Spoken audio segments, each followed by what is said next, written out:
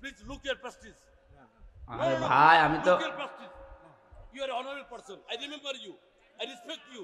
না সরেন For your speech. আমাকে বলতে দিন Deliver আগে the speech for your safety. For আমাকে your বলতে protection. দিন For your. এই, না না না না Why you have criticized me? এই শোনেন My শোনেন insult. My insult. No, my insult. Why you criticized me?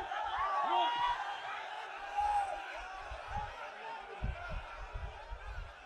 এই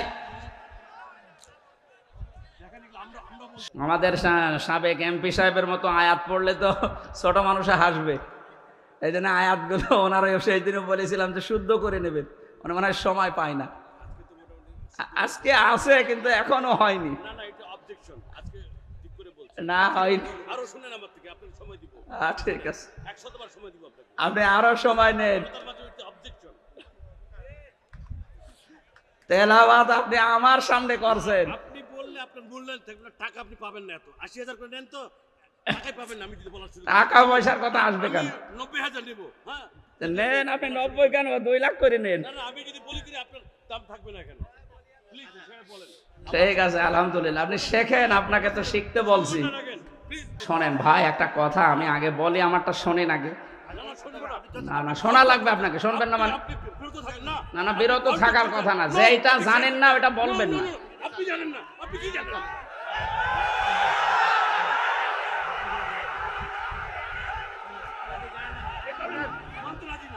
আপনি বিএনপির কথা বলবেন, আপনি ইলিয়াসের কথা বলবেন, ইলিয়াসের গুম হয়েছে, আপনি ইলিয়াসের বিএনপির কথা বলবেন।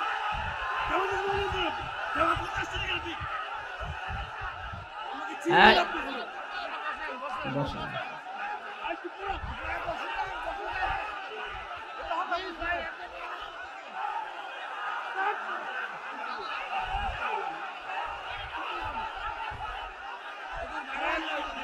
আরে ভাই উনি তো ওনার পজিশনই নষ্ট করে দিল। হ্যাঁ আপনারা বসেন বসেন।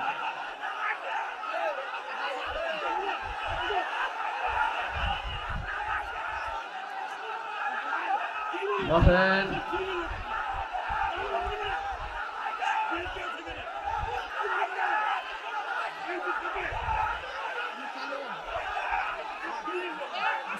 এই কোরআন শরীফ এখানে। এই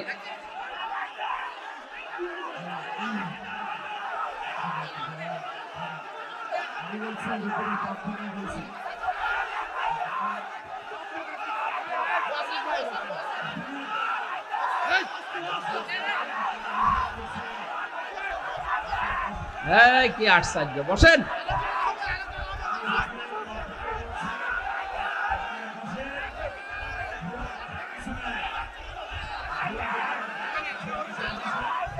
আমরা গেলে ওই মারবো।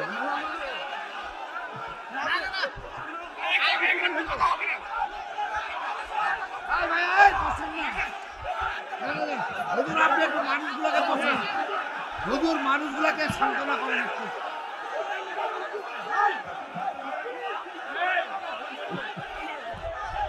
বসেন বসেন বসেন।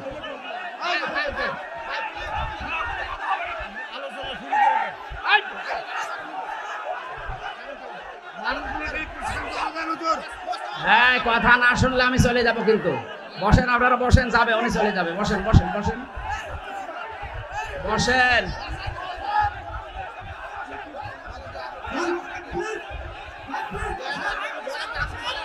বসেন। হ্যাঁ আমি চলে গেলাম। বসেন না কেন?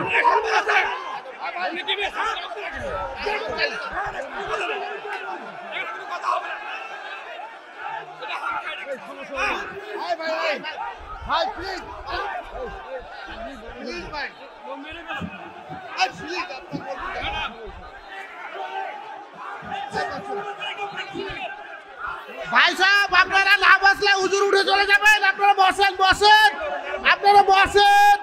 আপনারা না বসলে হুজুর চলে যাবে। দয়া করে আপনারা সবাই বসেন। আপনাদের বসার জন্য অনুরোধ করা হচ্ছে। বসেন বসেন, আপনারা সবাই বসেন।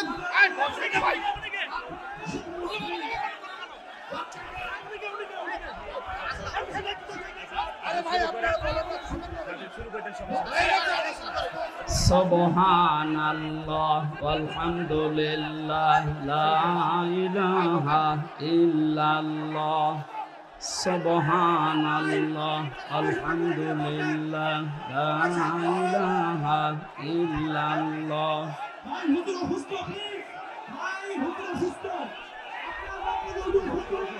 হুজুর হুজুর আপনি কিছু বলে একটু সান্ত্বনা করে দেন যে বসেন। শান্ত তো করার চেষ্টা করছি। এই বসেন, আপনারা বসেন, আমি কথা বলতে দেন।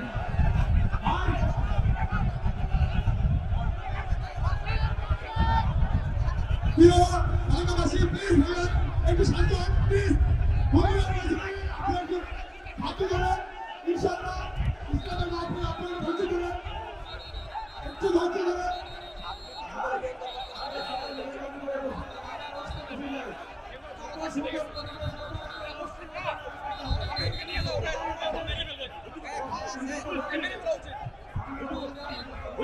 আপনি লোকদের প্রশ্ন প্লিজ আরে প্লিজ ওনার পাগলামি করা দরকার কি?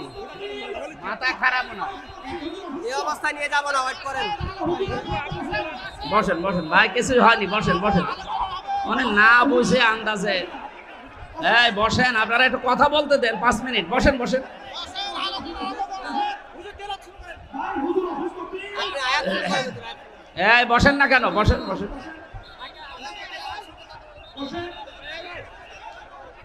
আল্লাহুম্মা সাল্লি আলা সাইয়্যিদিনা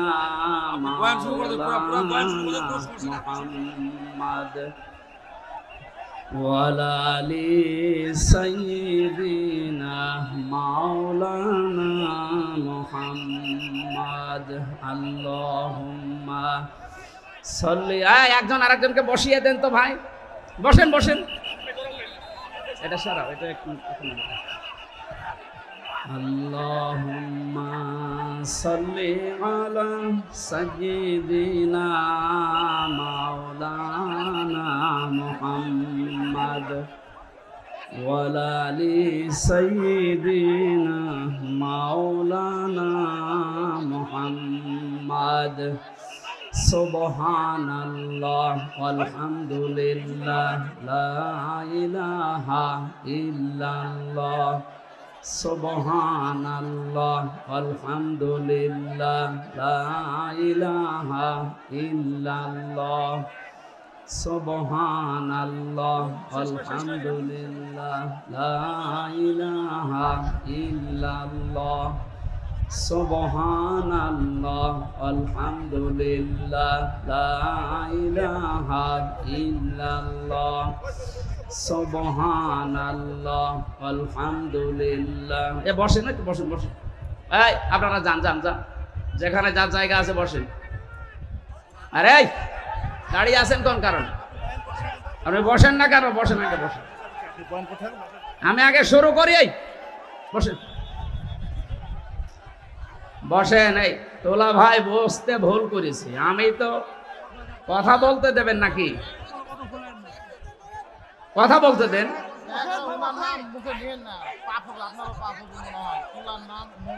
সুবহানাল্লাহ আলহামদুলিল্লাহ লা ইলাহা ইল্লাল্লাহ সুবহানাল্লাহ আলহামদুলিল্লাহ লা ইলাহা ইল্লাল্লাহ সুবহানাল্লাহ আলহামদুলিল্লাহ লা ইলাহা ইল্লাল্লাহ। আল্লাহুম্মা সাল্লি আলা সাইয়্যিদিনা মাওলানা মুহাম্মাদ ওয়া আলা আলি সাইয়্যিদিনা মাওলানা মুহাম্মাদ। এই সব কথা বন্ধ করেন, দরুদ শরীফ পড়েন। আল্লাহুম্মা সাল্লি আলা সাইয়্যিদিনা মাওলানা মুহাম্মাদ ওয়া আলা আলি সাইয়্যিদিনা মাওলানা মুহাম্মাদ। আমরা কথা বলছিলাম সূরা আনআম থেকে। আল্লাহ তাআলা জানিয়েছেন আল্লাযীনা আমানু, যারা ঈমান এনেছে, ওয়ালাম ইয়ালবিসু ঈমানাহুম বিজুলমিন, এবং তাদের ঈমানের সাথে অন্যায়কে, বিশেষ করে শিরিককে যুক্ত করে নাই, মিশ্রণ করে নাই শিরিকের সাথে তাদের ঈমানকে। উলাইকা লাহুমুল আমনু, এই মানুষগুলো আল্লাহর পক্ষ থেকে নিরাপত্তার অধিকারী। উলাইকা হুমুল মুহতাদুন, এবং এই মানুষগুলো হেদায়েত প্রাপ্ত। এটা বাংলা অর্থ ছিল, আমরা তাফসিরে যাচ্ছি। এখানে যাই হয়ে গেল, এরাই মিডিয়ারা কালকে উল্টাপাল্টা হেডিং দিয়ে ওনাকে, আমাকে, এই কমিটিকে কালার করে দেখবেন ছেড়ে দেবে। এটা যদি কেউ করেন, কালকে থেকে আপনার এই চ্যানেল কিন্তু বাতিল হয়ে যাবে। এখানে কি হয়েছে না বুঝে একটা কথা বলে ফেলেছে। আমি তো এই যে কোরআন আমার সামনে, ওনাকে ইনসাল্ট করা, ছোট করা জীবনও না। সেদিনও আমি ওনাকে বলেছিলাম যে আপনি আয়াতটা শেষ করে নেবেন। এই চুপ করেন, ওনাকে আমি আল্লাহর জন্য ভালোবাসি। আমি আজকেও তেলাওয়াত করেছি। এখন উনি যদি জোর ধরে যে তেলাওয়াত আমার সামনে, উনি কেন? কত বড় বড় হুজুরকে আমি পড়তে দেখেছি। আমি হাফেজি পড়েছি, কারিয়ানা পড়েছি, কোরআনের উপর আমার মাস্টার্স করা আছে। আপনি আমার সামনে সে তেলাওয়াত করছেন, এই তেলাওয়াত আপনার ইমাম সাহেবকে পড়তে বলেন তো। আপনি তো কোথাকার দূরের মানুষ, আপনি গ্রামারের কোন কায়দাটা জানেন বলেন? একটা তেলাওয়াত করতে হলে যতগুলো নিয়ম নীতি জানা লাগে আপনার জানা নেই, জোর ধরলে হবে। এজন্য বলছে আপনি আরো শেখেন ভালো। আপনি তো আমি উদ্বুদ্ধ করছি। আশ্চর্য ভাই, উনি সম্মানিত মানুষ, ওনার সম্মান আছে এই সমাজে, ওনার অনেক সম্মান আল্লাহ দিয়েছেন। কথা বলবেন না ভাই, যা হয়ে গেছে 5 to 5 অতীত হয়ে গেছে, ওটা আর বলার দরকার নেই, সব বাদ। যে যা করেছে যাক, বাদ দেন ভাই।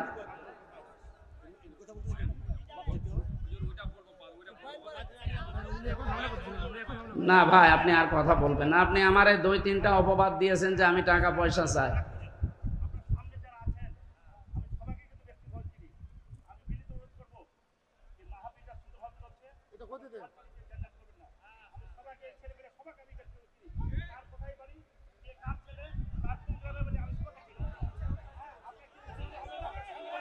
উত্তেজিত হবেন না ভাই, বসেন বসেন।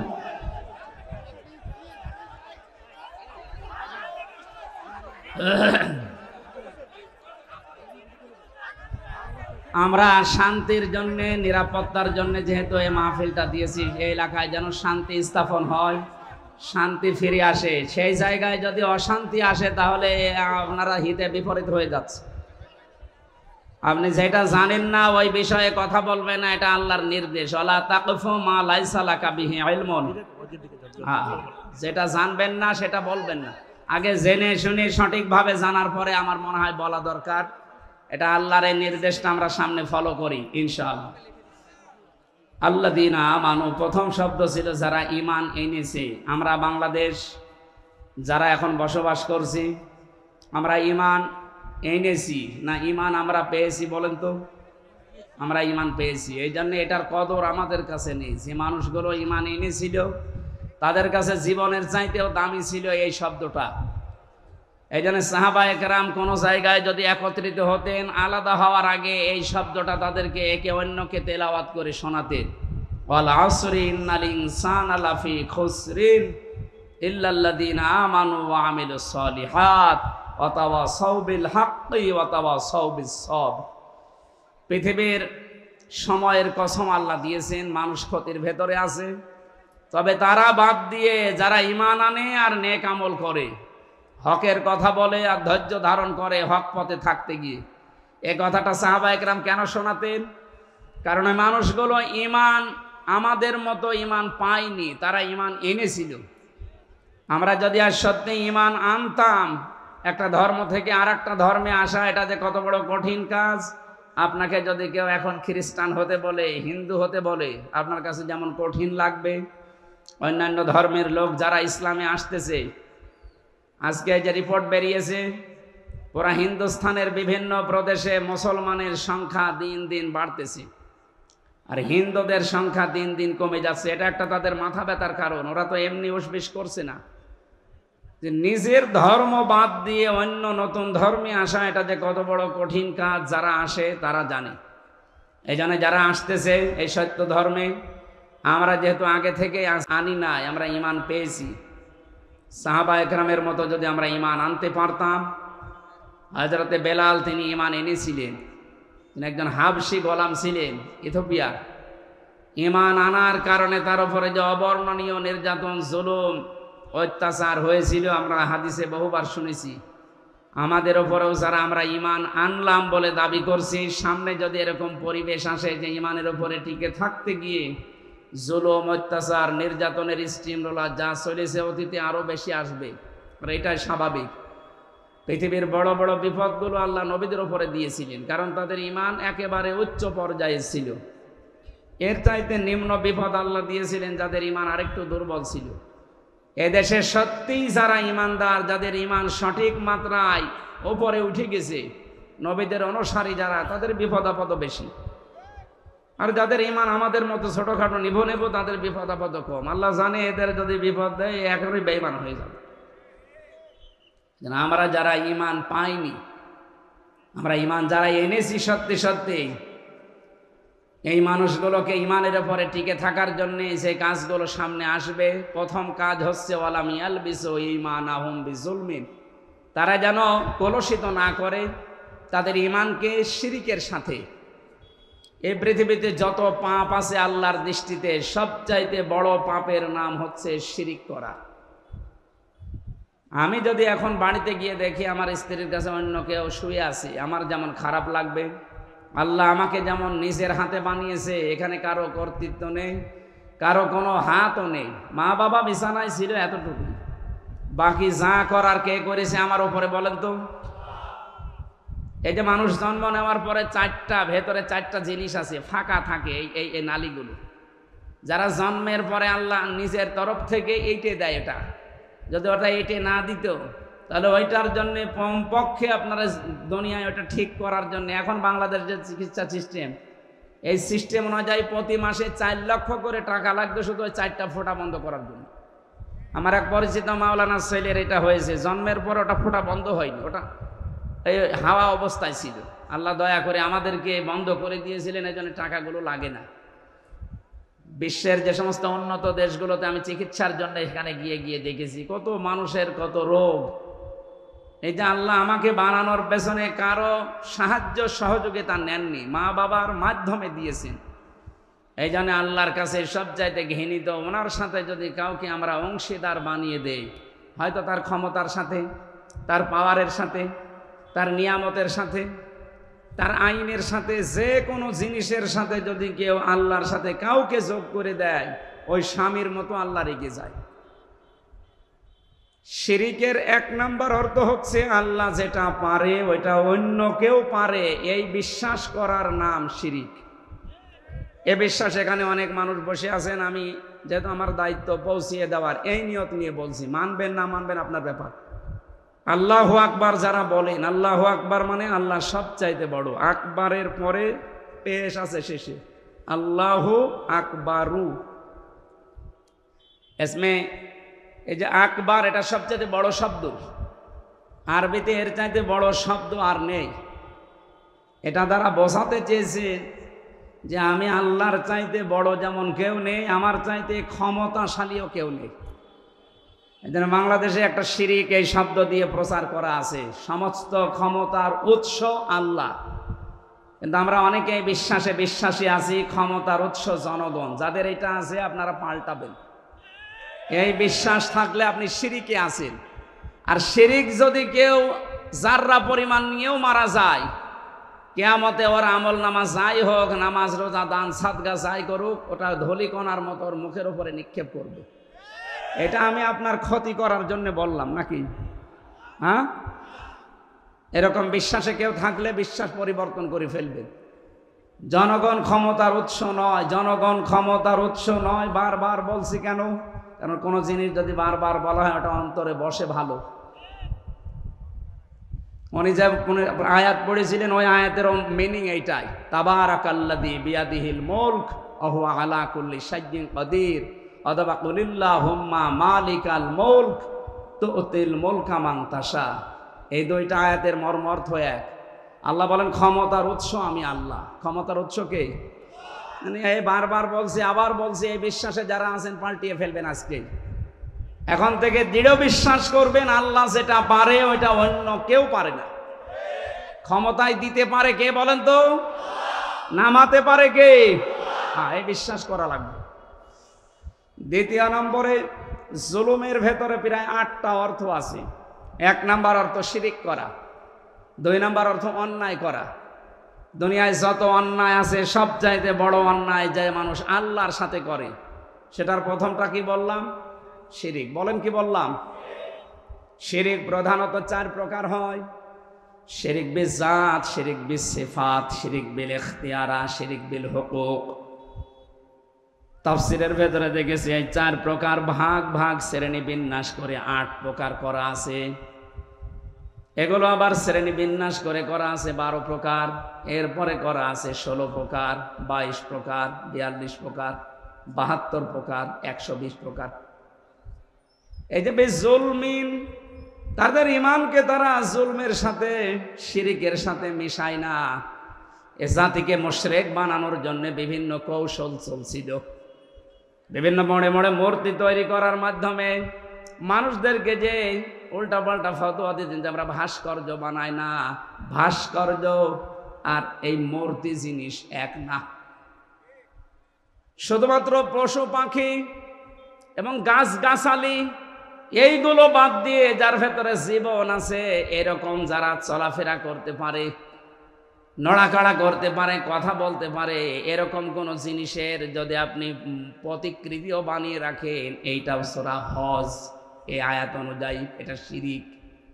এই মহা শিরিক থেকে আমাদেরকে আল্লাহ এই জাতিকে অন্তত কিছুটা হলেও বাঁচিয়েছে।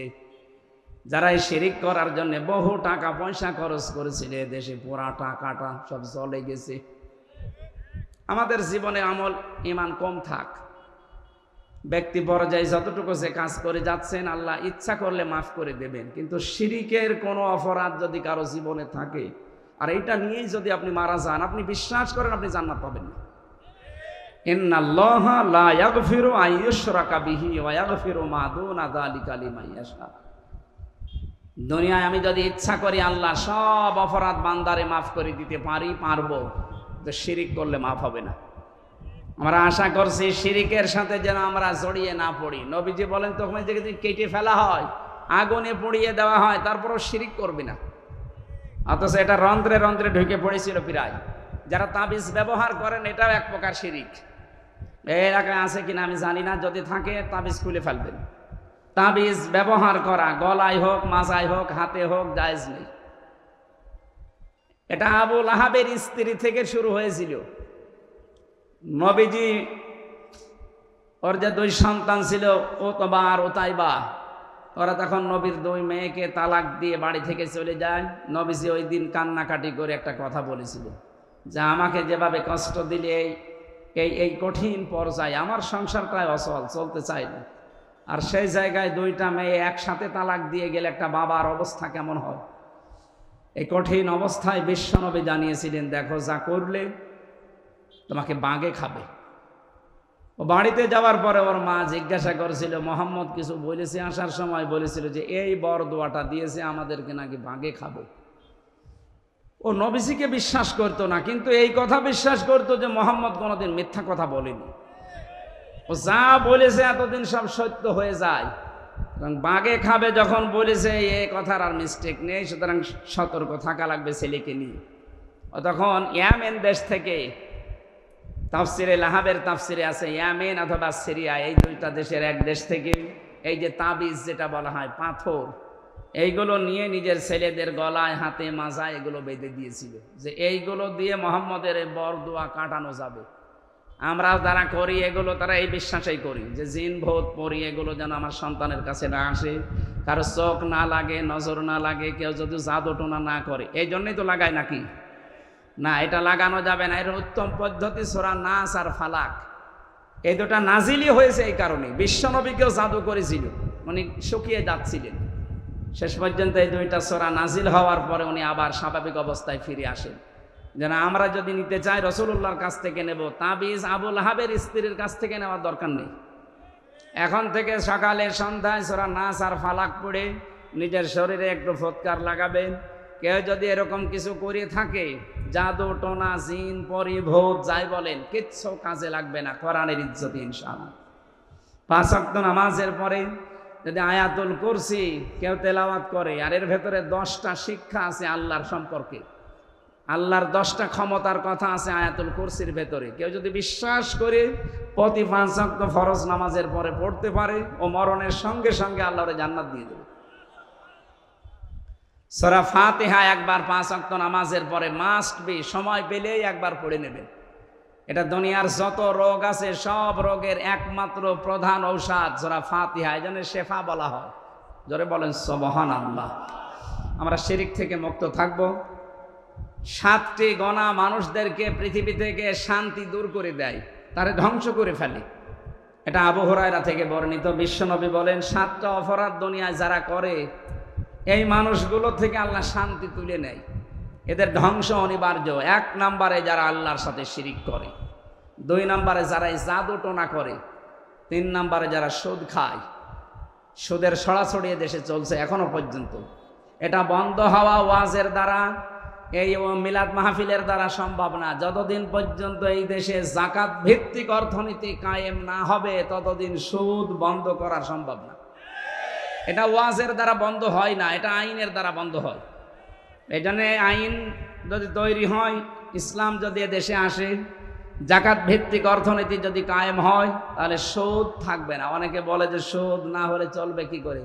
যে সমস্ত দেশ ইসলাম মেনে চলে তাদের দেশে ব্যাংকিং ব্যবস্থায় সুদ নেই, তারা চলছে কি করে? সুদের বিপরীত যেটা আল্লাহ দিয়েছেন ওইটার নাম হচ্ছে যাকাত। নাম কি? এটা যদি কায়েম হয় দেশে রাষ্ট্রীয়ভাবে, সম্পদ যাদের যেখানে যা আছে বছরে বছরে আপনাকে যাকাত দেওয়া লাগবে। এটা রাষ্ট্রীয় কোষাগারে যাবে, ওখান থেকে দেশের গরিব যারা আছে যাকাত পাওয়ার যোগ্য 8 প্রকার মানুষ, তাদের বাড়িতে বাড়িতে পৌঁছিয়ে দেওয়া হয়। এটা সোনালী যুগে যদি হয়ে থাকে ওমর ইবনে আব্দুল আজিজ রহমতুল্লাহ আলাইহি জামানায়, তাহলে এ জামানায় হবে না মানে? উনি যদি করতে পারে কোরআনে কারিমের এই যাকাত ভিত্তিক অর্থনীতির মাধ্যমে সুদ আপনি বন্ধ করেন, এটা জোরালো দাবি তোলা দরকার রাষ্ট্রীয়ভাবে, যেটা কায়েম হয়। যারা আছে হয়তো ওনারা এ সম্পর্কে করবে না বা এ বিষয়ে ভালো অভিজ্ঞও না। তো আমরা চাই যে মানুষগুলো সামনে দায়িত্বে যাবে, তারা যেহেতু মুসলিম, এদেশে 96% মুসলমান, 350 এমপির ভেতরে অন্তত 300 এমপি তো মুসলমান হবে। কথা বলেন না কেন? এ মুসলমানদের প্রধান দায়িত্ব যদি ধ্বংস হতে না চান, নিজের ব্যক্তি সত্তা, পরিবার, সমাজ এবং রাষ্ট্রকে যদি ধ্বংসের হাত থেকে বাঁচাতে চান, সুদ নামক এই মহাজনকে বন্ধ করা লাগবে। আর এটা ওয়াজের দ্বারা, মিলাদের দ্বারা যেহেতু বন্ধ হয় না, এটা আইন লাগে। এই আইন পাশের মাধ্যমে আপনারা কাজ করবেন যারা সামনে যাবেন ইনশাআল্লাহ। তাহলে এ দেশে আমার আল্লাহ ধ্বংসের হাত থেকে আমাদের ঈমান, আমল এবং এই বাস্তবতাকে বাঁচাবেন। 4 নম্বরে যে মানুষগুলো মানুষ হত্যা করে, এটা যে 15.5 বছরে হয়েছে শুধু না, 53 বছরে চলতেছে। যে যখন আসে এই বিষয়টা গুরুত্ব দিতে চায় না, অথচ মানব হত্যা করা আল্লাহর কাছে এত বড় অপরাধ। সূরা মায়েদার 32-33 নম্বর আয়াত নাজিল করেছেন আল্লাহ। মান কাতালা নাফসাম বিগাইরি নাফসিন আও ফাসাদিন ফাকান্নামা কাতালান নাসা জামিআ। কোন মানুষ যদি বিনা কারণে একটা মানুষকে মেরে ফেলে, হত্যা করে, এ যেন তামাম দুনিয়ার সব মানুষকে মেরে ফেলল। আমান আহইয়াহা ফাকান্নামা আহইয়ান নাসা জামিআ। কেউ যদি কাউকে বেঁচে থাকার একটা অবলম্বন তৈরি করে দেয়, একটা কর্মজীবন বানিয়ে দেয়, তাকে বেঁচে ছেড়ে দেয় বাঁচার জন্যে, ও তামাম দুনিয়ায় মানুষকে বাঁচিয়ে দেওয়ার মতো সওয়াব পেল। সুতরাং আমরা মানুষকে মারবো না, আমরা মানুষকে বাঁচাতে চাই। আজ হাজারো মানুষ আমরা মানুষের মাথার উপরে বোঝা দিয়ে যাচ্ছি। এদেশে এখন যত ঋণ, এক একটা মানুষ এখন জন্ম হলেই 1 লাখ টাকা তার মাথার উপরে ঋণ। যারা দায়িত্ব ছিল অবশ্যই ঋণটা তারা দিয়ে গেল আমাদের। কথা বলেন না কেন? এই যে 3732 জন মানুষ মারা গেছে এই আগস্টের 5 তারিখের আগ পর্যন্ত, এবং 2780 জন এখনো হাসপাতালে কাতরাচ্ছে। হাসপাতালে যারা আছে তাদের পা নেই, হাত নেই, চোখ নেই, অন্ডকোষ উড়ে গেছে, বিভিন্ন রোগের রোগী তারা পড়ে আছে।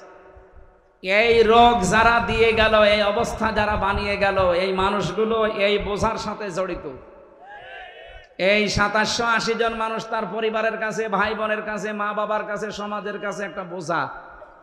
এই কথা বলছেন না? কারণ এই বোঝা দ্বারা দিয়ে গেল, তারা নবীর উম্মত হতে পারে না। কারণ নবীজি সারা জীবন বোঝা বহন করেছেন, আর আপনি আরো বোঝা আমাদের উপরে দিয়ে গেলেন। আমরা এই বোঝা ফেলে দিয়ে স্বাভাবিক হতে আমাদের সময় লাগবে। আর এটা করার জন্য সবচাইতে উত্তম মাধ্যম একটা নির্বাচিত সরকারের হাতে এই দেশটা তুলে দেওয়া, নয়তো ষড়যন্ত্র যা হচ্ছে থামবে না। যতদিন ইউনূস সাহেব আছে, ষড়যন্ত্র, এই চক্রান্ত চলছে, আরো বেশি হবে। যতদিন পর্যন্ত নির্বাচনের মাধ্যমে নির্বাচিত সরকারের হাতে এই দেশটা দেওয়া না হবে, যখন দিয়ে দেবেন তখন বাইরের এই হাউ খাওগুলো বন্ধ হয়ে যাবে। আমরা আশা করি যারা দায়িত্বে আছেন খুব অল্প সময়ের ভেতরে সম্মানজনক একটা সময় নিয়ে তাড়াতাড়ি করে একটা নির্বাচিত সরকারের হাতে দেশটা তুলে দিন। এই কথা বলছেন এখানে। মানুষ হত্যার সাথে যারা জড়িত ছিল, বিশেষ করে গণহত্যা, প্রতিটি হত্যার বিচার যদি দেশে না হয়, আগামীতে যারা আসবে তারাও আরো ডবল করে হত্যা করবে। আমরা চাই এটা নির্মূল হয়ে যাক। কিয়ামতের আগে এই দেশে যেন অবৈধ হত্যার কেউ শিকার না হয়। কথা বলেন ঠিক কিনা? এটা অন্ধ হওয়ার জন্য বিচার দরকার। যে যেখানে প্রমাণ হচ্ছে যিনি হত্যার সাথে জড়িত, কোরআন অনুযায়ী দেশের যে প্রচলিত আইন আছে এটা অনুযায়ী বিচার করেন, ও এমনি দুনিয়া থেকে বিদায় নেবে। কারণ মার্ডার করলে তাকে মার্ডার করা লাগে, এটা রাষ্ট্রীয়ভাবে আইন প্রচার আছে, এটা করুক। হত্যা করলে এই দুনিয়া ধ্বংস হওয়ার পেছনে কারণে 4 নাম্বার। 5 নাম্বার কারণ হচ্ছে জিহাদের ময়দান থেকে পলায়ন করা। এদেশের মানুষ যে এই যুদ্ধের ময়দান থেকে পালায় না, প্রমাণ আমরা পেয়েছি। 71-এও পালায়নি, 24 সালেও পালায়নি। সামনে যদি আবার যুদ্ধ করা লাগে, এদেশের মুসলমানেরা পালাবে না। জালেমদেরকে বিদায় দিয়েছে, আবার যদি কেউ জুলুম করার জন্য আসে তাকে ওইভাবে বিদায় দেওয়া হবে। 6 নম্বরে ওই মানুষকে আল্লাহ ধ্বংস করে দেয় যারা সতী সাধবী নির্দোষ মানুষের উপর একটা তহমত লাগায়, বিশেষ করে নারীদের উপরে। বহু মানুষকে বিনা কারণে আন্দাজে উল্টাপাল্টা মামলা দিয়ে তার জীবনটা নষ্ট করে দিয়েছে এই বাকি সরকারগুলো। আমরা সামনে এই পুনরাবৃত্তি যেন না হয়। 7 নম্বরে গণার কাজ হচ্ছে ধ্বংস করে দেয় আল্লাহ তাদেরকে যারা দুনিয়াতে মা বাবার অবাধ্য সন্তান। আমি সহ যারা আছি আমরা যেন মা বাবার অবাধ্য হয়ে দুনিয়া থেকে বিদায় না নেই, তাহলে দুনিয়াও শেষ হয়ে যাবে, ধ্বংস হয়ে যাবেন আপনি আল্লাহর ভাষায়, আর আখেরাত তো আছে। আল্লাহ আমাদের হেফাজত করুন, বলেন আমিন। শান্তি পাওয়ার জন্য এই 7টা অপরাধ থেকে মুক্ত মাস্ট বি হওয়াই লাগবে। 1 নম্বরে শিরিক, 2 নম্বরে জাদু, 3 নম্বরে সুদ, 4 নম্বরে মানুষ হত্যা, 5 নম্বরে জিহাদের ময়দান থেকে পলায়ন করা, 6 নম্বরে সতী সাধবী নারীর প্রতি মিথ্যা অপবাদ দেওয়া, জেনার তহমত দেওয়া, 7 নম্বর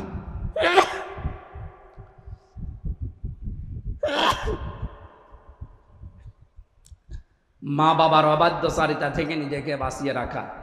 কোরআনে কারিমে আল্লাহ মা বাবা সম্পর্কে যত তথ্য দিয়েছেন সব জায়গায় তিনি ব্যাখ্যা দিয়েছেন।